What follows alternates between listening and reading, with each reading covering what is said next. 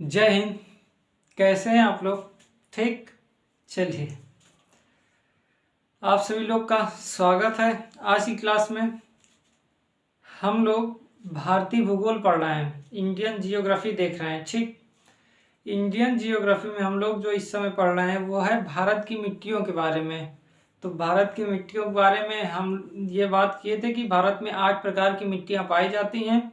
जो 8 प्रकार की मिट्टियाँ पाई जाती हैं उनमें से हम लोग लाल मिट्टी, काली मिट्टी, लैटेराइट मिट्टी और मरुस्थलीय मिट्टी, ठीक है, ये सभी मिट्टियों के बारे में, जलोढ़ मिट्टी, इतना देख चुके हैं। ठीक है, 5 मिट्टियाँ देख चुके हैं और 3 मिट्टियाँ बची हैं। तो आज हम लोग उन्हीं तीनों को देख लेते हैं। जैसे पर्वतीय मिट्टी के बारे में देखेंगे, दलदली एवं पीट मिट्टी के बारे में देखेंगे और एक लवणीय मिट्टी के बारे में देखेंगे। ठीक, तो आप लोग क्या करेंगे, आप लोग इससे पहले जो वीडियो बताए गए हैं मतलब मिट्टियों के बारे में, उसको देख लेंगे। हम लोग मिट्टियों के बारे में शुरुआत किए थे कि वास्तव में मिट्टियाँ होती क्या है, यहीं से शुरू किए थे। ठीक है, मिट्टियों के बारे में ये बताया गया तो मिट्टी क्या है। ठीक, तो बताया गया जो ऊपरी परत है असंगठित पदार्थों से मिलकर बनी है, बारीक कणों से मिलकर बनी है, उसे मिट्टी कहा गया, ये बताया गया। फिर मिट्टियों को प्रभावित करने वाले 5 कारक के बारे में देखें, जिसमें मूल चट्टानें, जैविक पदार्थ, उच्चावच, जलवायु, समय, ये 5 कारक थे। ठीक, इसके बाद हम लोग ये देखें, जब मतलब इसको देखने के बाद मृदा मृदा परिच्छेदिका देखें। मृदा परिच्छेदिका कुछ है नहीं, ये है मृदा परिच्छेदिका। इसको लंबवत पृथ्वी को खोदा गया, ऊपरी परत जो मिट्टी की उसको खोदने पर क्या हुआ, एक जैसे ही लंबवत खोदते हैं तो विभिन्न प्रकार के सनिस्तर पाए जाते हैं। ठीक है, उन्हीं सनिस्तर को पूरा मृदा परिच्छेदिका, जो समूह दिख रहा है यही समूह क्या कहलाता है, मृदा परिच्छेदिका। नीचे है बेड रॉक जिसे मूल चट्टानें कहते हैं, ऊपर है पेरेंट मटेरियल और ये है सब सॉइल और ये है टॉप सॉइल, ये है सरफेस लेयर। तो जो सरफेस लेयर एवं बेड रॉक के मध्य जो विभिन्न प्रकार के लंबवत सनिस्तर पाए जाते हैं उसे क्या कहते हैं, मृदा परिच्छेदिका, सॉइल प्रोफाइल कहते हैं। ठीक है, तो ये लंबवत जैसे हम गहरा करेंगे मिट्टी को तो पहले हमको बहुत बारीक कण मिलेंगे, उसके नीचे जाएंगे थोड़ा बड़े बड़े कण मिलेंगे, और नीचे जाएंगे उससे बड़े बड़े कण, और फिर जब नीचे जाएंगे तो और बड़े बड़े कण, नीचे जाकर एक पूरी चट्टान मिल जाती है। ठीक है, तो मिट्टी क्या होता है, पहले चट्टान टूटती है, फिर उससे को और भी थोड़ा थोड़ा छोटे छोटे टुकड़ों में टूटती है, फिर एकदम बारीक कणों में हो जाती है। तो ऊपर जो आप लेयर देख रहे हैं वो एकदम बारीक कण दिख रही है। ठीक है, लेकिन जब गहराई करेंगे तो दिखता है कि बड़े बड़े कंकड़ मिलते हैं। ठीक है, चलिए, तो मृदा परिच्छेदिका भी देखें। फिर इसके बाद हम लोग ये देखें कि मृदा बनने की अलग अलग क्रियाएं होती है, लेटराइजेशन, पॉट जलीकरण, ये सब देखते हुए आगे बढ़े हैं। ठीक, फिर भारत की मिट्टियों के बारे में देखें, और भारत की मिट्टियों में बताया गया कि ICAR ने बताया कि 8 प्रकार की मृदाएं हैं, मुख्य रूप से जो रंग के आधार पर, स्थिति के आधार पर, उनके तत्वों के आधार पर विभाजित किया गया। तो हम लोग 5 मृदाओं के बारे में देख चुके हैं, 3 मृदाएं बची हैं, तो आज हम लोग उसी को देखते हैं। ठीक है, आज हम लोग पर्वतीय मृदा देख लेंगे और लवणीय मृदा और एक दलदली मृदा। ठीक है, दलदली मृदा मुख्य रूप से जहाँ अत्यधिक वर्षा होती है, जैसे इस क्षेत्र में होती है, और यहाँ पास केरल वाले क्षेत्र, तमिलनाडु वाले क्षेत्र पर और ये उड़ीसा वाले क्षेत्र पर भी दलदली मृदा पाई जाती है। ठीक है, तो देखते हैं। तो आप लोग इससे पहले देख लीजिएगा, फिर इसको शुरू करिएगा। ठीक है, तो चलें आगे, चलिए।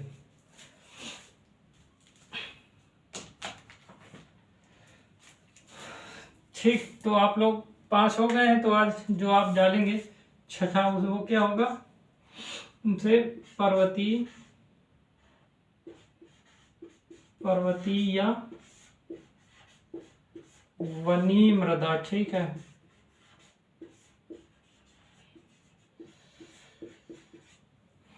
पर्वतीय मृदा आप ये बताइए, पर देखिए हम लोग सब मृदाओं के बारे में देख लिए, तो पर्वतीय क्या, इस वाले क्षेत्र पर मृदा पाई जाएगी, ये वाला क्षेत्र पूरा उत्तराखंड वाला, ये वाला क्षेत्र हो गया, नीचे नीचे उत्तर प्रदेश के निचले वाले स्तर पर उत्तराखंड में पाया जाएगी, यह सिक्किम सिक्किम वाले क्षेत्र पर, ऊपर है अरुणाचल प्रदेश, तो इस वाले क्षेत्र में पाया जाएगा। तो अगर हम बात करें कि ये वाला क्षेत्र हो गया और ये क्षेत्र हो गया और ये क्षेत्र हो गया, तो ये पाई जाती यही मिट्टी है। ठीक है, ये मिट्टी कौन सी है,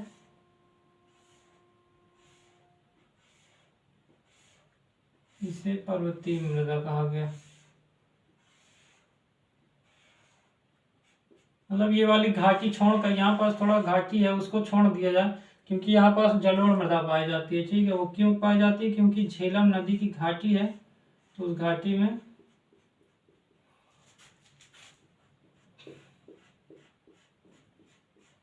तो ये है पर्वतीय मृदा, ठीक है। तो पर्वतीय मृदा इस क्षेत्र में पाया जाता है, ठीक ठीक है। तो पर्वतीय मृदा के बारे में थोड़ा देख लें। तो पर्वतीय मृदा का क्षेत्रफल देखें तो क्या है, देखिए किस किस क्षेत्र, लगभग एक, आप देखिए इसका विस्तार लिखिए, इसका विस्तार लगभग 3 लाख वर्ग किलोमीटर है, ठीक है। 3 लाख वर्ग किलोमीटर क्षेत्रफल पर है, ठीक है। इसका विस्तार 3 लाख वर्ग किलोमीटर क्षेत्र पर है, ठीक। तो भारत का कुल क्षेत्रफल कितना है, 32,87,263 वर्ग किलोमीटर है, ठीक ठीक है। तो उसमें क्या है, 3 लाख वर्ग किलोमीटर क्षेत्रफल पर इसका विस्तार। कौन सी मृदा है, पर्वतीय या वनीय मृदा का, ठीक है। किस क्षेत्र में है, इस क्षेत्र में। थोड़ा बहुत इस क्षेत्र में ही पाया जाता है, लेकिन बहुत माइनर सा है, तो इसलिए हम यहाँ नहीं दिखा रहे हैं, ठीक है, ठीक। तो दूसरा क्या लिखेंगे, अब ये बताइए यहाँ पास किस प्रकार की खेती होगी, मतलब पहले बताइए मृदा, सबसे जो उपजाऊ मृदा होती है वो तो जलोढ़ मृदा है, ठीक है। जलोढ़ मृदा क्यों है, क्योंकि देखिए ये समतल भाग भी है, अच्छे से खेती हो सकती है, पानी स्थिर होता है, पानी नीचे तक जाता है। अब ये क्या है, जो पर्वत है, अब ये ढलान है, ठीक है, तो पानी रुक पाएगा नहीं, इसका मतलब गहराई तक तो पानी जा नहीं पाएगा। पर्वतीय इसका मतलब नीचे चट्टान तुरंत मिल जाएगा, ऊपर जो मिट्टी है वो बहुत कम है, नीचे चट्टान अत्यधिक मिल जाएगी। इसका मतलब जो मिट्टी है, जो भुरभुरी मिट्टी है या एकदम बारीक कणों की मिट्टी है, वो तो बहुत कम ही है। नीचे चट्टान ज्यादा है तो पानी तो अत्यधिक ग्रहण नहीं कर पाएगा। जब जो मिट्टी ज्यादा पानी ग्रहण नहीं कर पाएगी वो तो ज्यादा उपजाऊ नहीं होगी, ठीक है। ये जलोढ़ मृदा ज्यादा उपजाऊ होती है क्योंकि ये नमी बहुत ग्रहण करती है। जैसे आया पानी वर्षा, स्थिर है, ढाल है, तो यहाँ पास पानी धीरे धीरे अवशोषित होता गया, नीचे चला गया, ठीक है। फिर क्या होता है, उसी का प्रयोग करते हैं हम सिंचाई के लिए, ठीक। लेकिन ये भाग तो ढाल है और नदियां बहती हैं तो थोड़ा बहुत तो अवशोषित होता है, लेकिन नदियां आगे बह आती हैं, ठीक है। तो नीचे वाले जो पर्वतीय मृदा है, जो पर्वत है, उसके नीचे वाली ढालों में तो उर्वर मिट्टी पाई जाएगी, लेकिन ऊपर वाले भाग में पाई जाएगी क्या, नहीं पाई जाएगी, ठीक है, ठीक।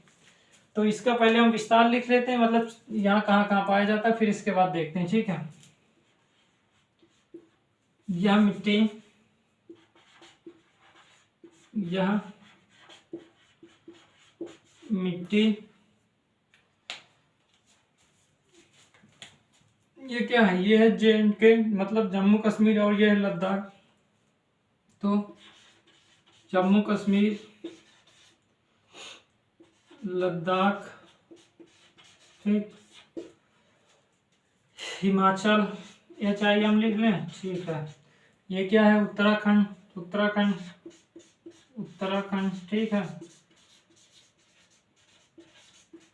ये उत्तर भाग का ऊपर वाला भाग, ठीक है। तो यूपी का जो ऊपर वाला भाग है, ठीक है, ऊपरी क्षेत्र, ठीक। ये कौन सा भाग है, ये सिक्किम है ना, ठीक है। तो सिक्किम, और ऊपर वाला भाग कौन सा है, देखिए ये है अरुणाचल प्रदेश, अरुणाचल प्रदेश ये है। तो ये हो गया अरुणा, अरुणा, अरुणाचल, ठीक है, अरुणाचल, ठीक है, अरुणाचल प्रदेश, अरुणाचल प्रदेश है, ठीक है, अरुणाचल प्रदेश, ठीक। तो यह मिट्टी JNK मतलब जम्मू कश्मीर, लद्दाख, हिमाचल, उत्तराखंड, यूपी का ऊपरी वाला क्षेत्र और सिक्किम, अरुणाचल प्रदेश इत्यादि क्षेत्र पर पाया जाता है, ठीक है। इतना लिख लीजिए, ठीक, कोई परेशानी तो नहीं है, ठीक, इतना लिख लिए। तो इसका विस्तार लगभग 3 लाख वर्ग किलोमीटर क्षेत्रफल पर है, ठीक है। ये वाला पूरा क्षेत्रफल लगभग 3 लाख वर्ग किलोमीटर का है, ठीक है, ठीक। यह मिट्टी जम्मू कश्मीर, लद्दाख, हिमाचल, उत्तराखंड, यूपी का ऊपरी वाला क्षेत्र, सिक्किम, अरुणाचल प्रदेश इत्यादि। देखिए आप, ये अरुणाचल प्रदेश, इसके नीचे ये असम का वाला भाग है, ठीक है। ये है मेघालय, इधर नागालैंड, ये है मणिपुर, ये है मिजोरम, ये है त्रिपुरा, ठीक है। ये इधर 7 राज्य जो हैं उनके बारे में, ठीक ठीक है। इतना आगे चलें, चलिए। तो आप ये बताइए कि यहाँ पास किस प्रकार की मृदा होगी, अत्यधिक नमी ग्रहण कर पाएगी या नहीं। तो ऊपर वाली भाग में तो अत्यधिक नमी नहीं होगी, नमी होगी, लेकिन जल ज्यादा, इसका अगर भूस्तर जल देखें, ठीक है, भूमिगत जल देखें इस मृदा में, तो अत्यधिक होगा नहीं। क्यों?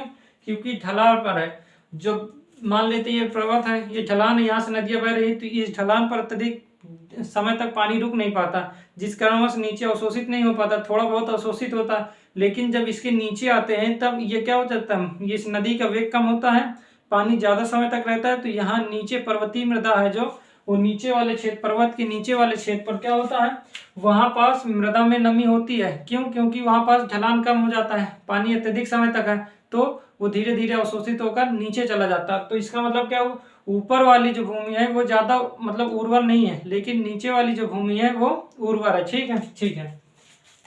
तो क्या लिखेंगे, पर्वतीय मृदा का तीव्र ढाल, तीव्र ढाल पर, पर्वतीय मृदा का तीव्र ढाल पर, जो तीव्र ढाल, पर्वतीय मृदा जो तीव्र ढाल पर, या लिखिए, इसको थोड़ा रफ करिए, पहले आप पर्वत लिखिए,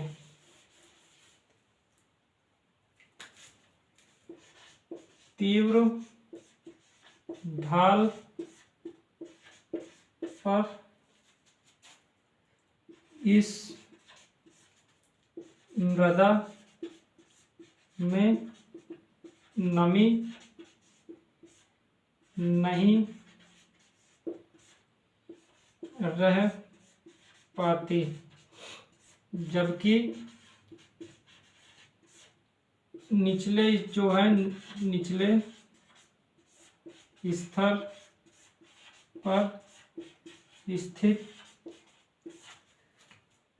इस मृदा में नमी अत्यधिक होती है। ठीक है, जिस कारण से क्या होता है, इसलिए नीचे वाली जो भूमि होती है पर्वतीय मृदा की, पर्वत के जो नीचे वाला भाग होता है, पर्वत है, पर्वत के जो निचले वाले भाग पर होगा, तो वो क्या होगी, इसलिए पर्वत के पाद, मतलब होता है कि उसके निचले स्तर पर, पर्वत के पाद पर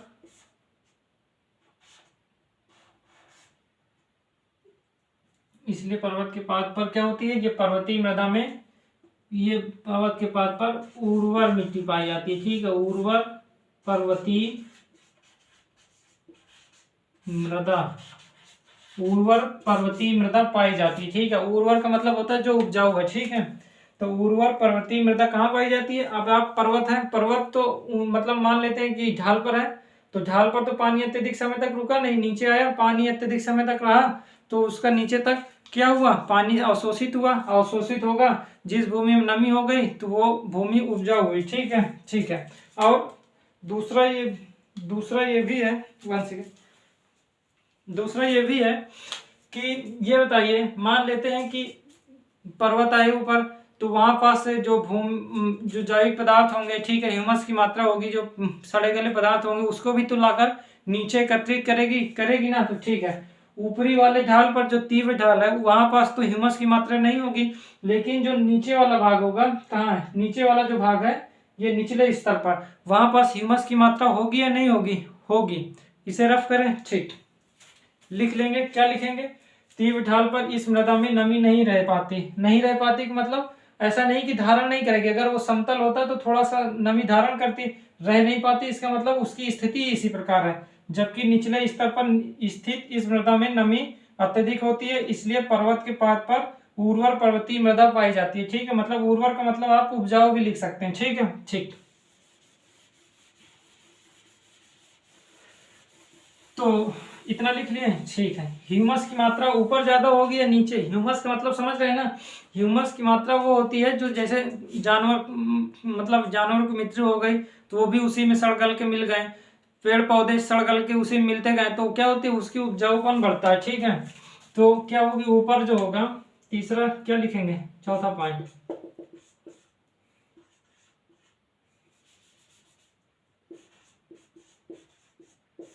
तीव्र ढाल पर स्थित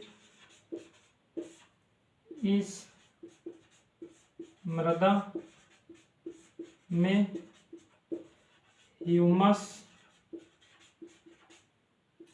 की मात्रा कम होगी या नहीं होगी? कम होगी, जबकि क्या हो जाएगा, अगर नीचे जैसे, जबकि निचले स्तर पर स्थित मृदा में ह्यूमस क्या होगी, पर्याप्त होगी। ठीक है, ह्यूमस की मात्रा पर्याप्त होगी। ठीक है, ह्यूमस की मात्रा क्या होगी, पर्याप्त होगी। क्यों होगी? क्योंकि ऊपर तो रुक ही नहीं पा रहा है। ठीक है, नदियां बह रही हैं, अपने साथ बहा कर लाएं। ठीक है, ढाल है, वर्षा हुई तो पानी नीचे आया, तो अपने साथ ऊपर से जो सड़े गले पदार्थ उसको भी नीचे लाकर, जो समतल वाले में पर्वतीय मृदा है, ठीक है, जो उसके पर्वत के निचले वाले स्तर पर है, वहां पास आकर मृदा मतलब वहां मृदा इकट्ठी होती जाएगी, तो उसमें ह्यूमस भी इकट्ठा हो जाएगा, तो नीचे वाला उपजाऊ ज्यादा हो जाएगा, ऊपर वाला कम हो जाएगा। ठीक, तो वही ये बात कही गई है। ठीक है, ठीक। तो जब ह्यूमस की मात्रा है तो नीचे वाली मृदा में मतलब ठीक ठाक खेती हो सकती है, लेकिन ऊपर वाली मृदा में जैसे देखिए समतल जो होगा पर्वतीय मृदा, वहां पास तो अच्छी खेती कर सकते हैं, लेकिन जो ऊपर होगा जैसे चाय की खेती या फलों की खेती इसमें मुख्य रूप से होती है। ठीक है, चाय, फलों, जैसे फलों मतलब सेब, नाशपाती। ठीक है, नाशपाती, ठीक, नाशपाती इत्यादि की कृषि की जाती है। ठीक है, कोई दिक्कत तो नहीं। ठीक, तो चाय हो गया, फल जैसे सेब, नाशपाती इत्यादि की कृषि इसके ढलानों पर की जाती है। आप देखें ढलानों पर ही चाय, मतलब चाय के लिए आवश्यक भी है कि उसमें पानी रुका ना रहे। ठीक है, थोड़ा नमी मिले और बह जाए पानी, तो उसी प्रकार चाय की खेती इसीलिए की जाती है कि ढलान रहे, ढलान पर पानी थोड़ा सा नमी मिली और पानी बह गया। अगर कोई जैसे धान की तरह इसमें तो पानी चाहिए नहीं कि बहुत पानी भरा रहे, इसमें तो केवल नमी चाहिए कि नमी, पानी रुका ना रहे, बह जाए, तो उतने के लिए चाय के लिए पर्याप्त है। ठीक है, तो यहाँ इसीलिए पर्वतीय क्षेत्रों में क्या होता है, चाय की खेती बाकायदे की जाती है। ठीक है, ठीक। तो पर्वतीय एवं वनीय मृदा आपको समझ में आया? ठीक है, तो ये हो गया। ठीक, कोई परेशानी तो नहीं है? चलिए रफ कर दें। अब थोड़ा देखते हैं क्या, अब देखते हैं थोड़ा सा यहाँ पास लवणीय मृदा।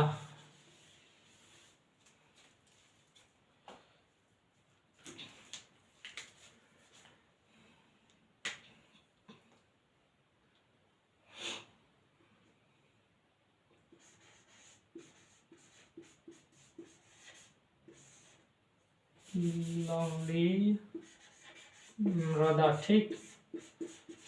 तो लवणीय मृदा में थोड़ा देखते हैं। ठीक है, ये मृदा कहाँ पाई जाती है? मुख्य रूप से कोई अलग मृदा है नहीं, मतलब अलग अलग तो विभाजित किया गया है, लेकिन क्या है, जैसे मान लेते हैं इस क्षेत्र में क्या था, जलोढ़ मृदा पाई जाती है ना, ये वाले क्षेत्र पर आप देखते हैं कि हरियाणा पंजाब में भी जलोढ़ मृदा ही है, लेकिन यहाँ पास क्या हुआ, अत्यधिक सिंचाई होने के कारण क्या होता है, नीचे से पदार्थ आता है बहुत ज्यादा, जहाँ सिंचाई होती है तो नीचे से क्या होता है, लवण आता है, ठीक है, साल्ट आता है, नमक आता है, ठीक है, तो धीरे धीरे आता है और इस क्षेत्र में क्या हो जाता है, उसके ऊपरी परत पर बिछता जाता है, जिससे उसकी क्या होता है, उपजाऊपन कम होता जाता है, वो मृदा जो होती है वो कम उपजाऊ होती है। जलोढ़ मृदा है लेकिन उसका उपजाऊपन कम होता है, कारण यह है कि ऊपर वाली परत आकर बिछ जाती है। ठीक है, मतलब जो साल्ट होता है वो जब बिछ जाता है तो उसकी क्या होती है, उर्वरता कम कर देती है, तो वो मृदा ही क्या कहलाती है, लवणीय मृदा कहलाती है। ठीक है, ठीक, तो लिखें, चलिए तो क्या लिखेंगे,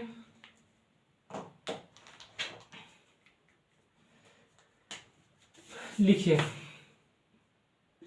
जलोढ़ मृदा में जब अत्यधिक सिंचाई की जाती है तो साल्ट मतलब नमक, लवण आकर ऊपरी परत पर बिछ जाता है। ठीक है। और कौन सी मृदा का निर्माण होता है? लवणीय मृदा का निर्माण होता है। ठीक है, लवणीय मृदा का निर्माण। ठीक, तो लिखिए, इसको लिख लीजिए आप।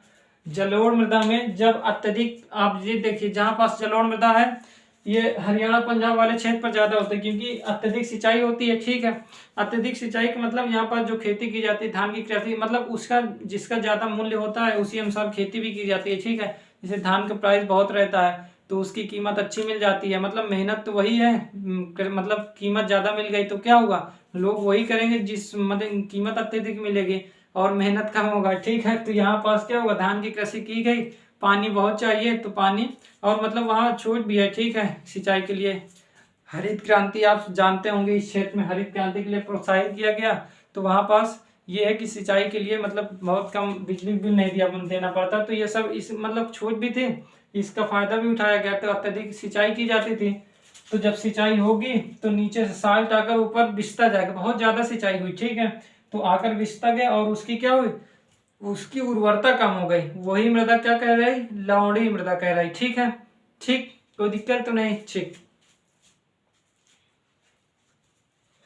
इतना लिख लिए, आगे चलें। चलिए,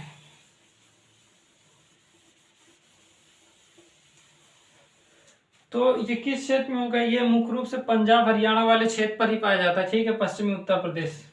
ठीक, तो क्या होता है, यह मृदा, लिखिए, यह मृदा धीरे धीरे ऊसर होती जाती है। ठीक है, ऊसर ऊसर का मतलब कम उपजाऊ होती जाती है, अर्थात कम उपजाऊ होती जाती है। ठीक है, कम उपजाऊ होती जाती है, कम उपजाऊ होती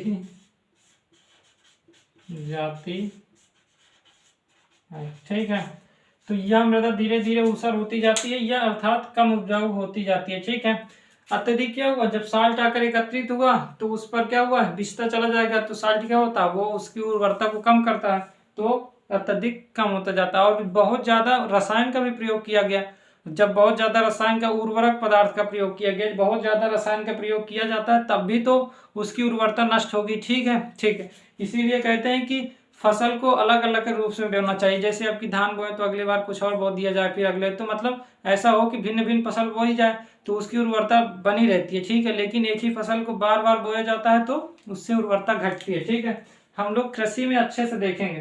तो यह मृदा धीरे धीरे ऊसर होती जाती है, अर्थात कम उपजाऊ होती जाती है। ठीक है, लवणीय मृदा कैसे बनती है। ठीक है, ठीक, और ये इसका मुख्य रूप से लिख लीजिए, दूसरा पॉइंट था, तीसरा लिखिए, यह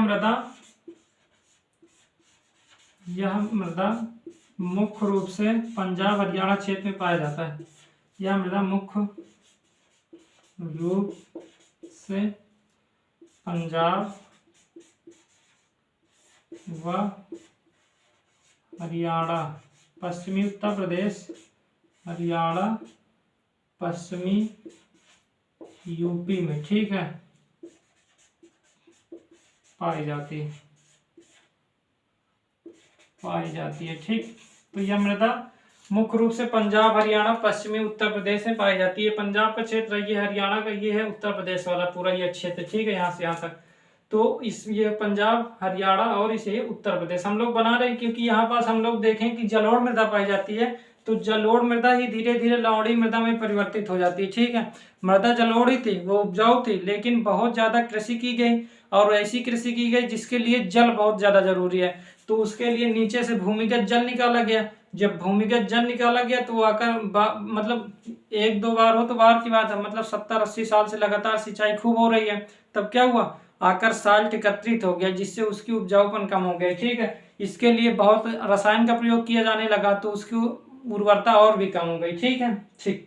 तो यह मृदा मुख्य रूप से पंजाब, हरियाणा एवं पश्चिमी उत्तर प्रदेश में पाई जाती है। मुख्य रूप से हरित क्रांति वाले क्षेत्र में पाई जाती है। अगर लिखना चाहें तो मुख्य रूप से हरित क्रांति वाले क्षेत्र में पाई जाती है। ठीक है, इतना लिख लिए। चलिए,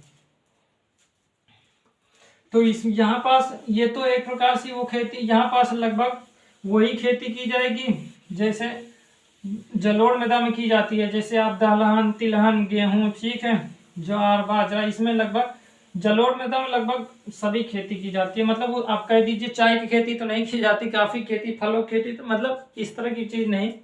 खाद्यान्न में जैसे गेहूं, चावल हो गया, ठीक है, गेहूं, चावल, मतलब जिसे धान कहते हैं, तिलहन, दलहन, तिलहन, दलहन, ठीक, सरसों वरसों सभी हो जाता, सरसों इत्यादि। ठीक,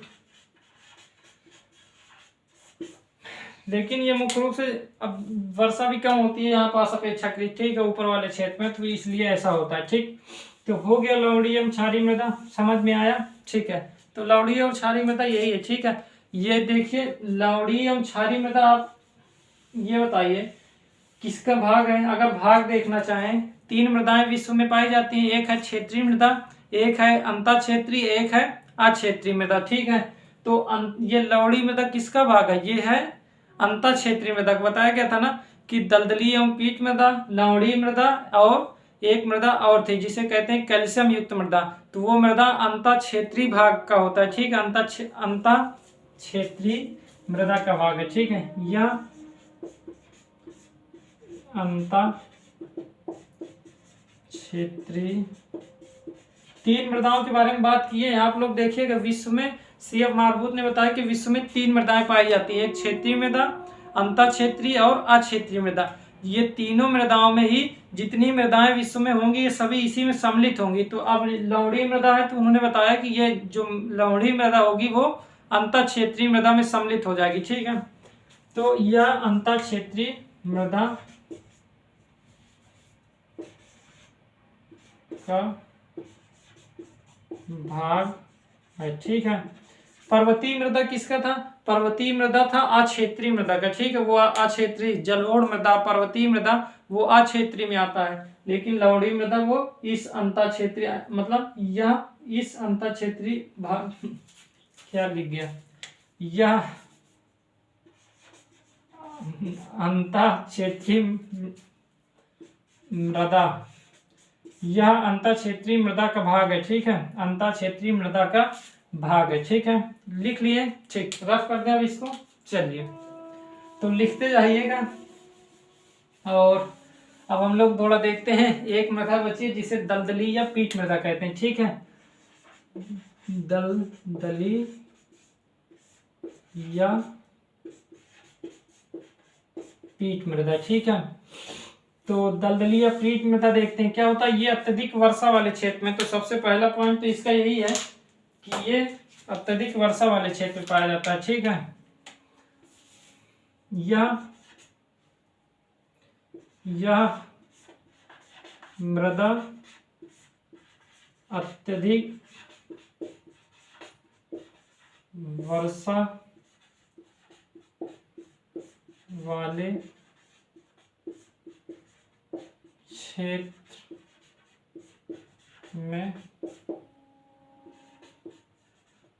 पाई जाती है। ठीक, आप लिखना चाहें जो लवणीय मृदा उसमें अगर आप लिखना चाहें तो वो लिख लीजिएगा कि इसमें जैसे सोडियम, मैग्नीशियम, ठीक है, ये पाया जाता है, कैल्शियम, ये सभी पाया जाता है। ठीक है, उस मृदा में। ठीक है, नाइट्रोजन और चूना की मात्रा कम होता है लेकिन और सब पाया जाता है। ठीक है, तो यह मृदा अत्यधिक वर्षा वाले क्षेत्र में पाई जाती है, जहां पास अत्यधिक वर्षा होगी तथा जहां, और एक और ये फर्स्ट था ना, दूसरा लिखिए,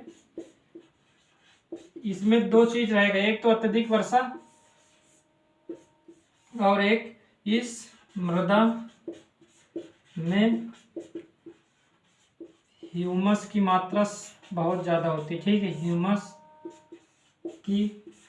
ह्यूमस का मतलब समझ रहे हैं ना, कोई पदार्थ जो सड़ गल गया है और मृदा मिल गया। ठीक है, इस मृदा में ह्यूमस की मात्रा